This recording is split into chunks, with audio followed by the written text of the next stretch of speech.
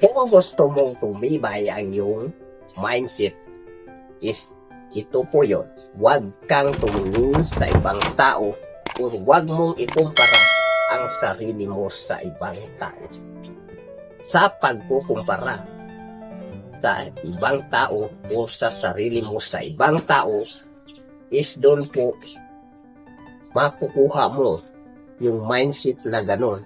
At yun po kadalasan na hindi po talaga nagtatagumpay ang lahat ng tao kasi binabase po yan ang sarili nila sa ibang tao.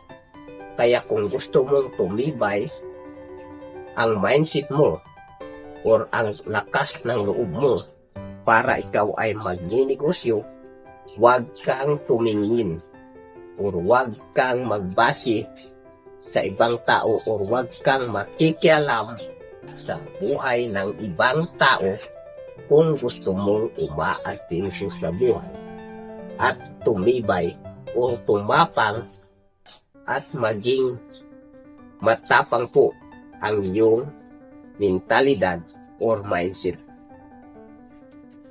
Yan po, kung gusto natin talagang titibayan, dapat po ay umaattend tayo ng mga seminar or mga free webinar katulad ni Boss Raymond R.D.R. de los Reyes sa kanyang community kasi doon po talaga madidevelop yung mindset mo at doon talaga kukuha ka ng pundasyon para may mga estratehiya ka kung may mga dumadating na problema or opportunity sa iyong business. So kung gusto mo talagang tumibay ang iyong mentalidad or mindset, create a new habit and then huwag mong kalimutang huwag ikumpara ang sarili mo sa ibang tao.